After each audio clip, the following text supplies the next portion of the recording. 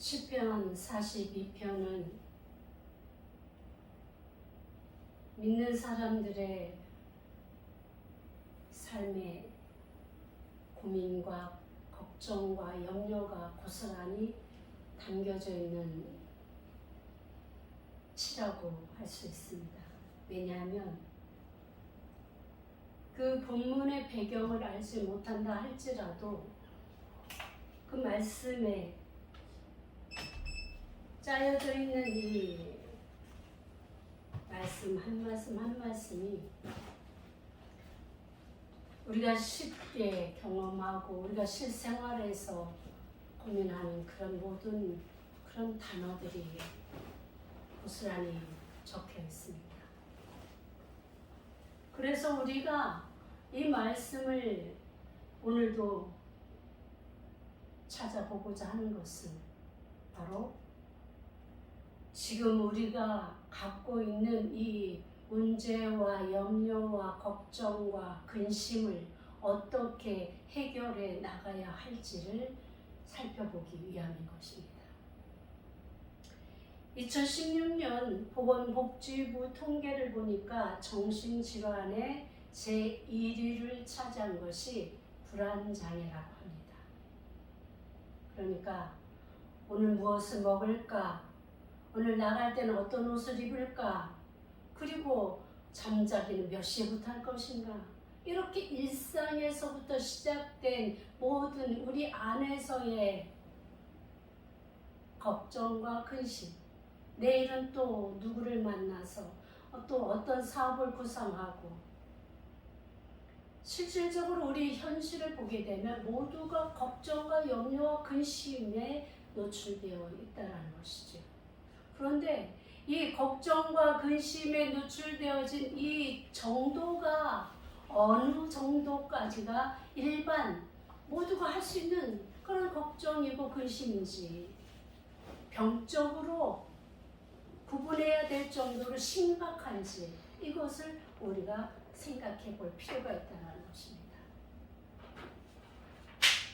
불안장애라고 하는 것은 편안하지 않고 기분이 나쁘고 광범위한 불편감을 나타내는 것으로 신체 증상으로는 흉통과 어지럼증, 설사, 불면, 빈뇨 증세가 나타나고 인지 증상으로는 죽을 것 같은 이 세상이 다른 세상 같아지고 결정장애를 일으킨다고도 합니다. 그런데 이 불안증은 누구나 경험하는 그런 정상적인 불안증이 있고 병적인 불안장애가 있는데, 정상적인 불안은 지금 먼저 말씀드린 것처럼 오늘 무엇을 먹을까? 내일 누구를 만날까? 이런 정도 평범한 일상에서 일어나는 일들이라는 거죠. 그런데 병적인 것은 그것을 더 심각하게 생각해서 오늘 내가 이것을 먹으면 칼로리가 얼마고 그리고 또 여기에 들어있는 영양소가 얼마고 이것을 축적하면 또 내게 어떤 질병을 가져올 것인가, 여기에 집착해서 연구하고 따지고 하면서 더 깊숙이 그래서 이건 못 먹고 저건 뭐 이래서 못 먹고 이런 정도로 모든 일상을 이렇게 생각한다는 것이죠. 제가 지금 말씀드린 이 정의는 저의 의견이 아니고 불안장애, 정신질환에 관한 그 교과서에서 나온 그런 내용을 발췌한 것입니다. 최근 들어서 이 분리불안증은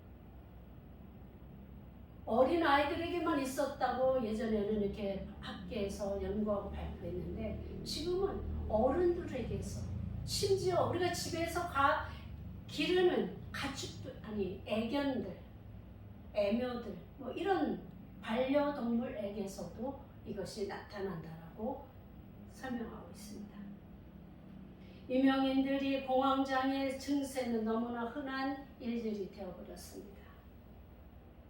왜 이렇게 우리에게 온갖 염려와 근심과 걱정이 이제는 근심 정도가 아니라 그것이 두려움이 되고 공포가 돼서 오히려 그 사람을 모든 것을 활동 영역을 막아버리는 병적 증세를 나타내는 지경까지 이르렀을까요?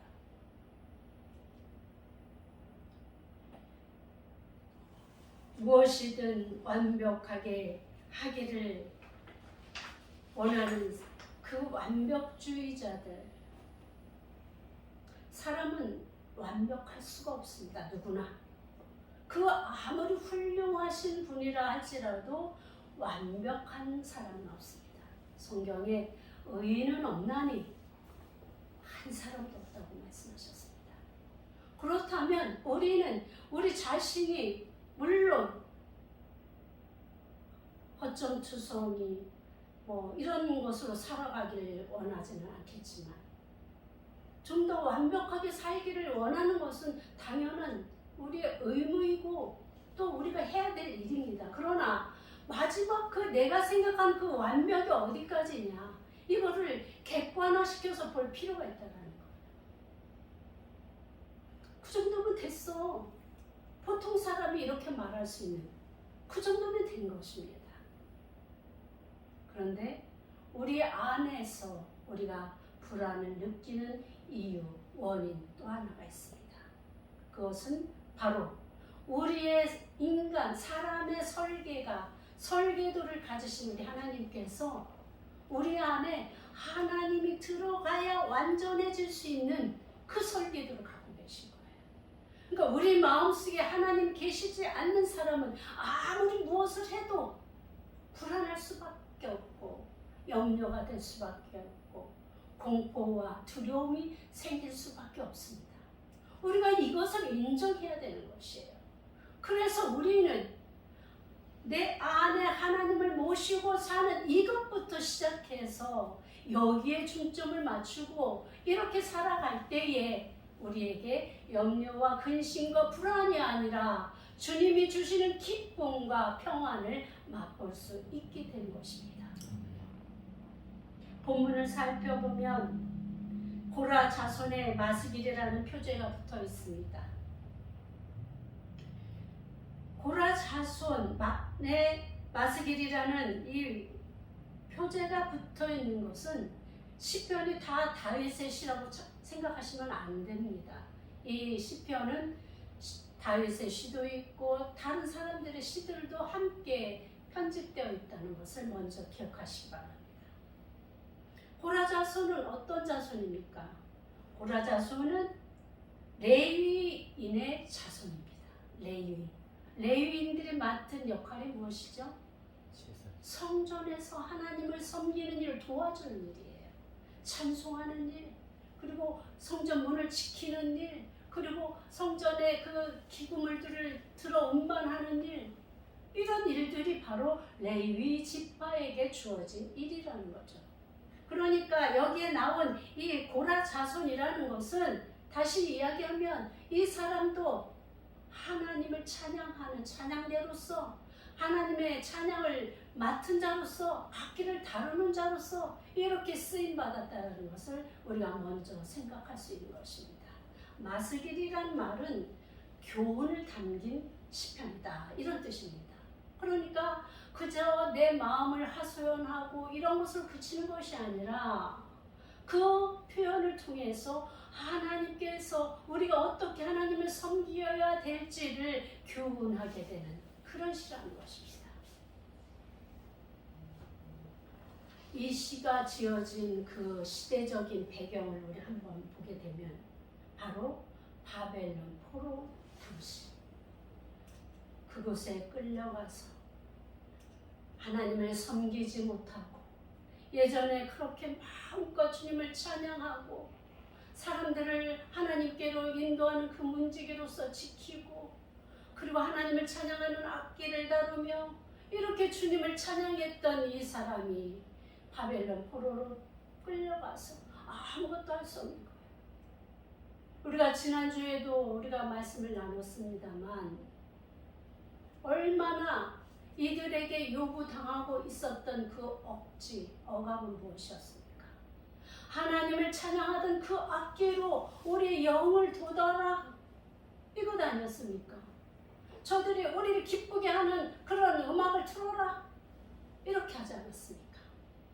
그러니 얼마나 괴로웠겠습니까? 이 고라 자손이 이름은 누구라고 밝혀지지 않았습니다. 그러나 이 고라 자손이 더 극심한 하나님의 악기를 다루는 사람이 그런 요구를 받았을 때 당하는 스트레스가 얼마나 했겠습니까? 그 슬픔이 어땠겠습니까? 그 억장이 얼마나 무너졌겠습니까? 그러니까 그들이 아예 죽이려면 죽여라, 이런 마음으로 그들의 요구를 거절하고 악기를 을레 강가에 버드나무에 걸어놓는 일을 행하지 않았습니까? 이 고라 자손이 겪은 이 고통, 이것이 여기에 고스란히 담겨져 있는 것입니다. 이국 땅에서 예배를 드리지 못하게 된 슬픔, 나라를 잃은 절망감 가운데서 낙심된 마음을 다시 하나님을 바라며 회복하기 위해서 자신에게 스스로 권면하는 내용으로 구성되어 있는 시가 바로 시편 42편인 것입니다. 얼마나 하나님을 향한 열망이 가득한지를 마치 사슴이 시냇물을 찾아 헤매이듯 주님을 만나기를 간절히 찾고 있는 것입니다. 원래 사슴은 열이 많은 짐승이라 물을 자주 먹어야 된다고 합니다. 그래서 이들이 그 물을, 마실 물을 찾지 못하면 곧 이들은 죽을 수밖에 없는, 물론 모든 생명체가 그렇습니다만은 특별히 이 사슴은 더 그렇다는 것이에요. 그래서 이들은 시냇물을 찾기에 갈급할 수밖에 없는 거예요. 조금 참아도 되고 뭐 이런 것이 아니라 그것이 자주 먹어줘야 이렇게 되기 때문에 갈급한 마음으로 찾아 나선다는 것이죠. 자신의 생존을 위해서 헐떡이는 사슴의 모습에서 절박하고 고통스러운 상황을 이야기하고 있는 것입니다. 하나님 없는 삶의 비참함을 호소하고 있는 것입니다. 사슴이 시냇물을 찾는 것 같이 우리 그리스도인은, 성도는 하나님 없이는 살 수 없습니다. 하나님을 그렇게 우리는 갈급한 마음으로 찾아 나서야 되는 것이지요. 하나님이 계시지 않는 곳에는 우리가 있어서는 안 되는 것입니다. 그래서 지금 시인이 찾고 있는 하나님은 바로 살아계신 하나님, 살아계신 하나님을 찾고 있습니다. 그의 현실은 지금 마치 하나님이 계시지 않는 것 같은 현실에 처해 있습니다. 그는 자신을 둘러싸고 있는 사람들로부터 너희 하나님이 어디 있느냐? 라는 비웃음과 조롱을 당하고 있는 현실입니다. 너희 하나님이 진짜 살아계신다면 어떻게 너희들을 그냥 이렇게 바벨론으로 끌려와서 포로 생활을 하게 내버려 둘 수 있겠느냐? 이렇게 조롱하는 것이에요. 그는 하나님의 임재의 상징적인 장소인 시온과는 너무나 멀리 떨어져 있습니다. 언제나 그 시온으로 돌아가 하나님의 성소에서 주님의 얼굴을 언제 대할지 모르는 막연함이 더욱 이 시인을 슬프게 합니다. 소망이 있고 기한이 있으면 기다릴 수 있습니다. 참을 수 있습니다. 그 슬픔은 덜해질 수 있습니다. 그러나 그때가 언제일지 까마득하고 도저히 지금 현실로 보아서는 그 일이 일어날 것 같지 않은 그러한 소망이 없는 시간을 보낼 때에 얼마나 막막하고 얼마나 의지 없어지고 얼마나 답답하겠습니까? 지금 바로 이 시인이 그런 상태에 있는 것입니다. 그는 예전에 하나님과 함께했던 그 임재 시간이 너무나 그리운 거예요. 주님을 찬송하고 주님이 은혜 주셔서 그 은혜 가운데 우리가 다시 쓰임을 얻고 그리고 다시 주님과 함께 연합하며 동거동락하며 주님과 교제를 나눌 때에 그 기쁨을 이제는 이곳에서 누릴 수 없다라고 이들은 생각하고 암울해 있는 것입니다. 마치 우리가 어려움을 당할 때에 그런 마음이 들지 않습니까? 하나님은 계신가? 정말 하나님이 살아 계신가? 정말 나의 하나님이 맞는가? 그러면서 여러분들은 어떻게 합니까? 낙심하고 절망하고 불안하고 염려하고 두려움을 갖게 되지 않습니까? 시인도 그러한 상태에 놓여 있음을 우리가 알 수 있는 것입니다. 그래서 하나님과 단절된 것 같은 그 막막함, 하나님과 상관없는 삶을 살아가는 비참함, 고통, 불안에 대한 깊은 탄식이 고스란히 시에 담겨져 있는 것입니다. 이전과 같이 하나님의 은혜의 날개 아래 머물게 될 그날을 소망하고 바라고 원하고 있는 것입니다. 이 고통의 시간에서 구원하시고 회복시키실 이는 오직 하나님 한 분뿐임을 고백하는 것입니다. 저들의 조롱과 비방은 시인의 가슴을 찢어 놓습니다. 내 하나님이 어디 있느냐는 질문이 아닙니다. 저들의 입에서 쏟고 싶은 말은 너의 하나님은 없다, 그 말입니다. 너의 하나님은 무능하다 입니다. 너희 하나님은 너를 버렸다라고 말하고 있는 것입니다. 그러나 이 시인은 자신이 믿고 있는 하나님은 전능하신 하나님이시고 살아계신 하나님이십니다. 자신이 비참한 현실로 자신이 능력을 받는 것은 참을 수 있지만 나로 인해서 우리 하나님이 능력을 받고 조롱받고 있는 것을 볼 때 얼마나 이 시인의 마음이 아팠겠습니까? 얼마나 그 마음이 무너져 내렸겠습니까? 저들은 하나님을 조롱하며 자신들이 섬기는 우상을 오히려 앞세우고 있는 것입니다. 너희들의 신은 죽었다. 그러나 우리의 신이 더 살아서 우리를 이렇게 이기게 하셨다. 이렇게 조롱하고 있는 것입니다. 뿐만 아니라 시인 스스로 잠잠히 계신다고 생각하는 하나님을 향해서 하나님 어디 계십니까? 간절한 마음으로 주님을 찾고 있는 것입니다. 진짜로 살아 계십니까? 피를 토하며 반문하고 있습니다. 때로 정말 우리가 필요로 할 때 하나님의 임재를 느끼지 못할 때에 그 절박함이 최고조에 이를 때에 바로 우리 가슴에서 터져나오는 절규가 아니겠습니까? 원수들의 대적함과 조롱 앞에서 내가 믿는 하나님을 보이고 싶은 간절한 마음의 통곡이 아니겠습니까? 내가 믿는 하나님이시다라고 자랑하며 그 전능하심을 저들 앞에서 짜잔하고 나타나셔서 저 원수의 뺨을 치시는 하나님 생각만 해도 속이 시원하지 않습니까? 그 모습을 보이고 싶은 것이 바로 이 시인의 마음이 아니겠습니까? 이 시인은 전능하신 하나님을 믿고 있는 것입니다. 언젠가 주님이 다시 주님의 때가 되면 이들을 다시 세우시고 구원하시고 회복하실 것을 믿는 믿음이 이 시인에게는 분명히 있습니다. 그러기에 오늘도 주님을 찾고 있는 것입니다. 현실적으로 눈앞에 드러낼 수 없는 답답함에 눈물이 음식이 되었다고 말하고 있습니다. 그것도 주야로. 밤낮 없이 식음을 전폐하고 울었다는 것입니다.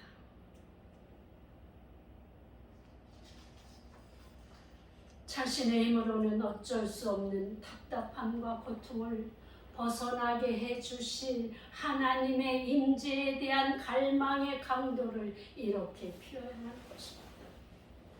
여러분도 밤낮 없이 울어본 적이 있으십니까? 하나님을 찾으며 하나님을 구하며 그렇게 통곡하며 울어보신 적 있으십니까? 혹시 나의 잘못으로 나의 죄로 인해서 우리 하나님이 나를 떠나신 것이라면 주님 잘못했습니다. 용서하여 주시옵소서. 주님 돌아와 주시고 나를 붙잡아 주시옵소서. 이렇게 통곡하며 통회하며 아픈 마음으로 주 앞에 밤낮 없이 울어본 적이 있으십니까?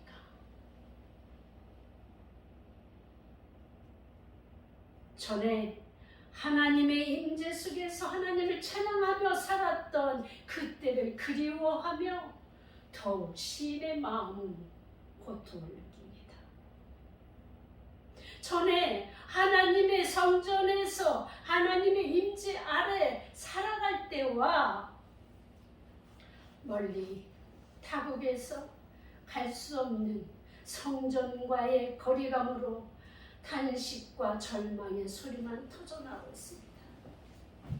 지금 당장이라도 하나님께 쫓아가서 하나님께 달려가서 그 하나님을 만나고 싶고 그 하나님의 임재를 경험하고 싶고 주님과 대화하며 다시 이 답답함을 풀기를 원하지만 갈 수도 없는 이 신의 마음은 또 하나도 하겠습니까? 그렇습니다. 하나님과의 거리는 결국 행복과 안전의 거리입니다. 하나님과 가까울수록 행복 지수와 평안 지수는 올라갑니다. 거리가 멀수록 고통과 불안과 두려움 지수는 높아만 갑니다. 이렇게 한없이 초라해지는 자신의 모습에서 벗어나 자신에게 스스로 권고합니다.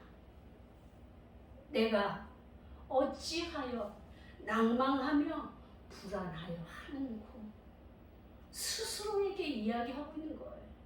아니 전에 너가 알고 있던 만났던 그 은혜가 충만하셨다.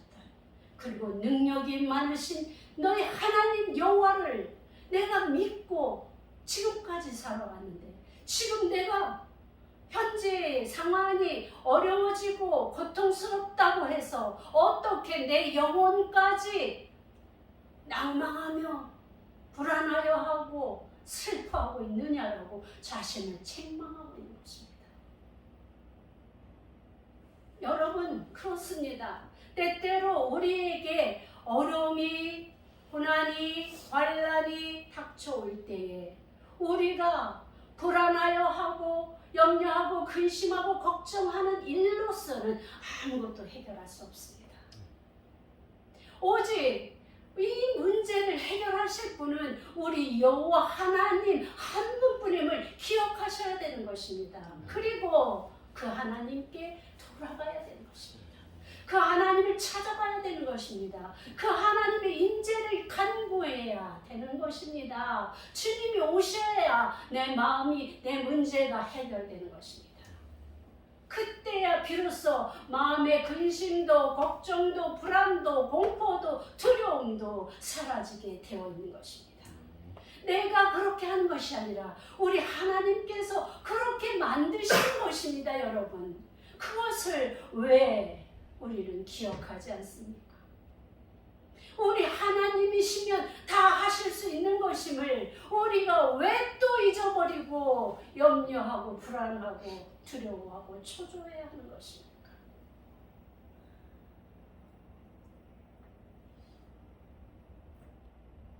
낭망하다라는 말을 보니까 엎드리다, 절망하다라는 뜻을 포함하고 있습니다. 이것은 마치 상을 당한 것처럼 우리가 상을 당하면 갑자기 당하는 경우 얼마나 곤혹스럽고 당혹스럽겠습니까? 사랑하는 사람이 이렇게 사망에 이를 때에 그 마음이 얼마나 무너지겠습니까? 그때와 마찬가지로 절망하여 땅에 엎드려 통곡하는 모습이 낭망하다라는 그 의미라고 합니다. 또한 불안하여 하는 거, 이 말은 불안하다라는 것은 혼자 중얼거리는 거예요. 용기를 잃은 거예요. 그러니까 우리가 불안해서 막 그냥 거리를 다니시는 분들이 그냥 안 다니잖아요. 그죠? 막 중얼중얼하고 소리를 지르고 이렇게 다니잖아요. 그 말이 이 속에 다 포함되어 있는 거예요. 그러니까 낭망하며 불안하여 한다라는 이 말은 깊은 절망으로 인해서 크게 소리를 내지도 못하고 속으로 소리를 삼키며 땅에 엎어져 있는 연약한 자신의 영혼에게 절망의 구렁텅이에서 나와야 한다고 하는 것입니다. 그러니까 그 모습이 그냥 아무 소리조차 내기 어려운, 그래서 조금만 소리로 자기 죽어죽어 하는 거야. 그리고 땅에 엎드려서 일어나지도 못하고 일어날 힘이 없는 거죠. 그런데 시인은 그러한 자신을 보고 왜 그렇게 하고 있느냐라고 지금 탄식하고 있는 것이죠. 여러분, 분명하게 짚고 넘어갑시다. 물론 우리가 오랜 기간 고난을 당하면 몸부림치는 하소연이 쏟아져 나오기도 합니다. 시인처럼 하나님이 안 계신 것 같기도 하는 하나님 부재의 시간 속에서 절망하며 낭망할 수도 있습니다. 그러나 하나님은 그때도 우리와 함께 계십니다. 아멘. 아멘. 아멘. 우리보다 더한 아픔으로 우리를 지켜보시고 계십니다. 그리고 격려하고 계십니다. 얘야, 내가 여기 있어. 나를 바라봐. 나를 찾아. 너의 아픔은 너의 아픔보다 내 아픔이 더 크다. 제가 예전에 정말 깊은 절망 가운데 있을 때 하나님께서 저에게 주신 말씀이에요. 내가 너보다 더 아파. 그게 내 마음에 느껴져요. 우리 하나님이 저보다 더 아파하는 그 아픔이 느껴지더라고요.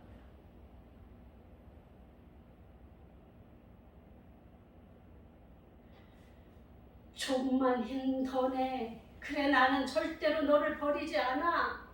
다시 전심으로 내게 돌아와 하시며 파이팅! 파이팅! 하고 우리를 격려하고 우리를 지켜보고 계십니다.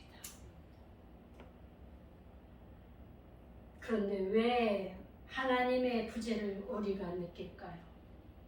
그것은 내 마음이 하나님을 떠났기 때문입니다. 하나님은 떠나지 않으십니다. 내가 떠났기 때문입니다.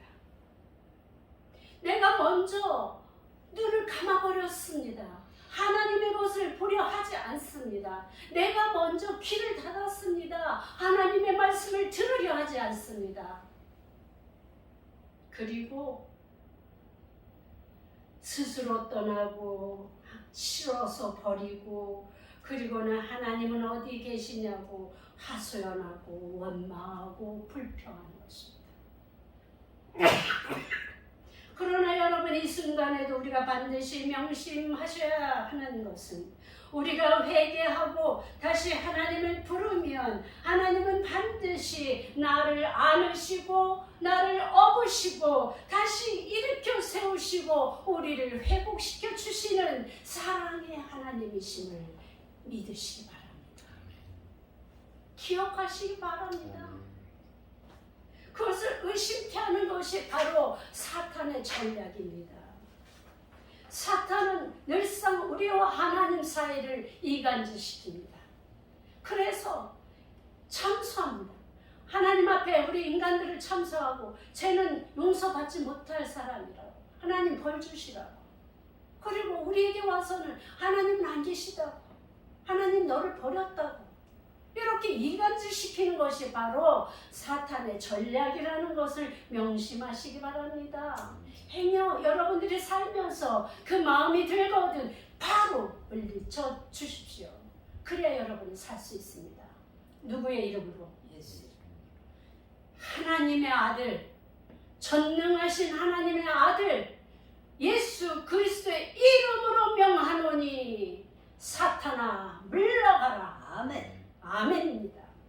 이것으로 저들을 물리쳐 싸워 이겨내셔야 하는 것입니다.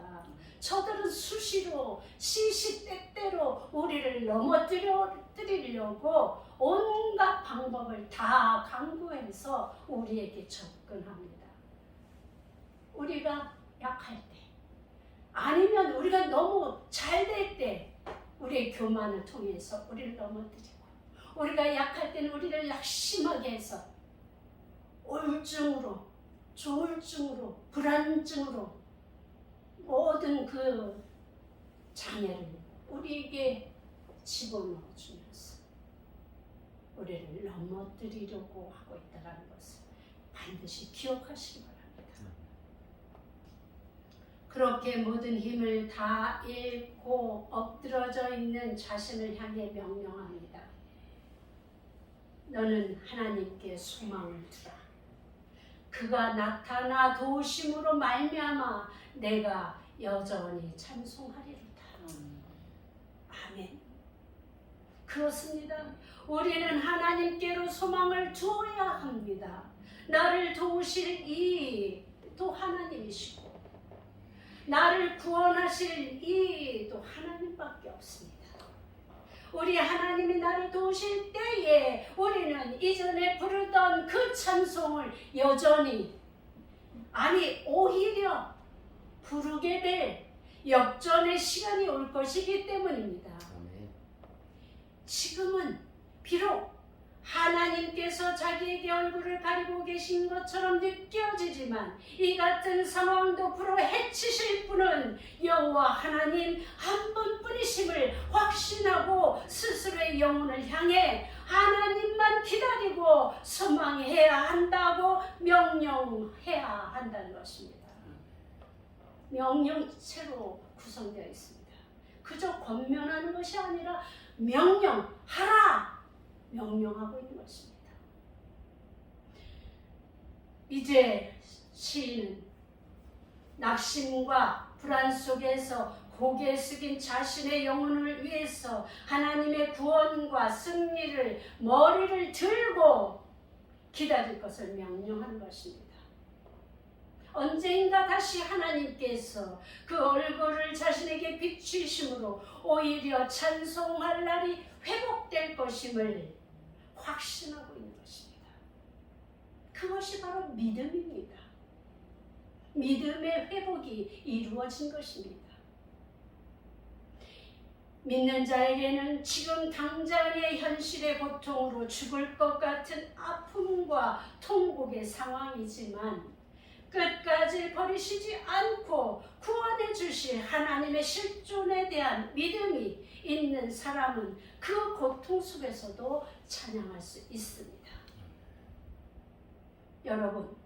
여러분들이 혹시 사탄의 그런 전략 속에 노출되었을 때 자신의 믿음의 연약함으로 움츠러드실 때 있으십니까? 있습니다.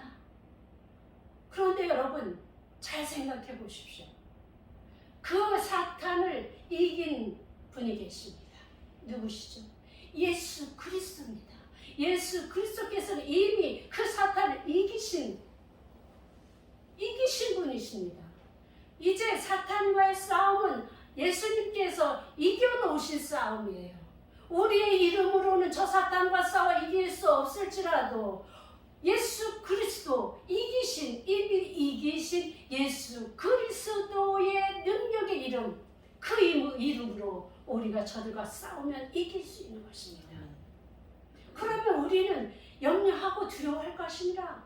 그것이 아니라 우리와 함께 하시는 우리 아버지이신 우리 예수님, 그리스도이신 예수님이 우리와 함께 하신다는 그 즐거움으로 무엇이 두려워? 무엇을 염려하고 근심하게 합니까? 이 기쁨을 회복하십시오. 우리 주님이 우리 아버지시고 우리 그리스도이신 것, 이미 사탄과의 싸움은 싸워서 이겨놓으신 싸움이라는 것을 기억하시고, 그리고 기쁨을 회복하십시오. 예수님이면 예수 그리스도의 이름이라면, 내가 그 이름을 믿고 그 이름으로 저들받사하면 백발백중입니다. 믿으십니까? 아멘. 아멘입니다. 하나님의 전능하심으로 우리는 반드시 이겨낼 수 있습니다. 시인의 믿음은 어디에서 확고하게 나타납니까? 7절을 보니까 주의 폭포 소리에 깊은 바다가 서로 부르며 주의 파도가 물결이 나를 휩쓸었다고 말하고 있습니다. 마치 지금 겪고 있는 이 어려움이 주께서 내리는 감당할 수 없이 휘몰아치는 심판과 징계라고 느껴질 정도로 시인은 곤혹스러운 시간을 지금 보내고 있었던 것입니다. 그럼에도 확고해진 하나님을 향한 구원의 확신으로 말미암아 오히려 그 파도 같은 물결이 은혜로 느껴지며 밤 같은 극심한 고통의 날에도 하나님의 구원의 날을 바라보며 드리는 간구의 찬양을 올릴 것을 다짐하고 있습니다.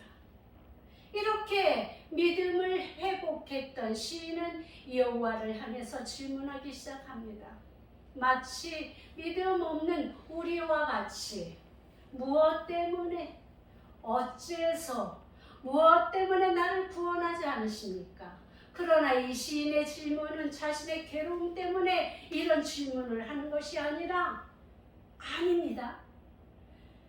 원수가 짓밟는 하나님의 이름이 빨리 거둬지기를 바라는 그 마음으로, 우리 하나님의 거룩하신 이름이 다시 높여지기를 바라는 그 마음으로 하나님의 구원의 시간을 원하고 있는 것입니다.